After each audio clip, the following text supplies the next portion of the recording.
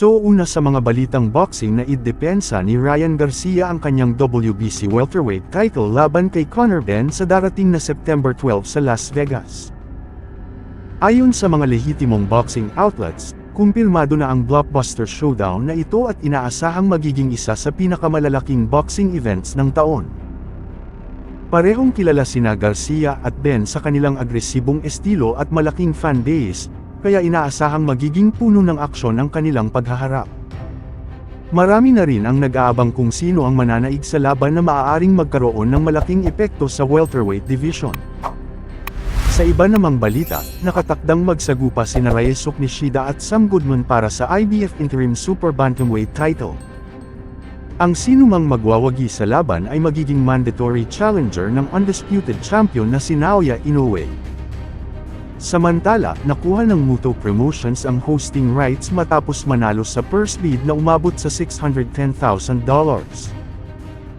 Dahil dito, mas lalong tumaas ang excitement ng mga boxing fans dahil ang mananalo rito ay magkakaroon ng pagkakataong makaharap ang isa sa pinakamahusay na pound-for-pound fighter sa mundo.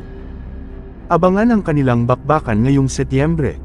Samantala, formal nang lumagda ang dating WBO Bantamweight Champion na si Jason Maloney sa isang multi-fight deal sa Zuffa Boxing, ang bagong boxing promotion na suportado ni Dana White at Turki Alalshikh. Malaki ang pag-asa ni Maloney na sa bagong kabanatang ito ng kanyang karera ay muli siyang magkakaroon ng pagkakataong lumaban para sa isang world title.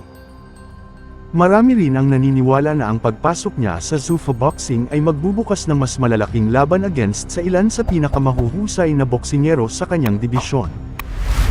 At para sa ating huling balita, muling nag-viral sa social media ang isang lumang video ni Paukas tampok si Casimero. Sa naturang video, makikitang ginagawang katatawanan ni Casimero si Silver Voice habang masaya nilang pinag-tripan si SD.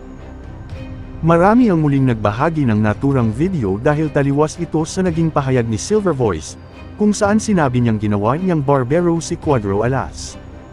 Dahil dito, muling nabuhay ang diskusyon ng mga boxing fans at content creators tungkol sa kanilang naging palitan ng pahayag.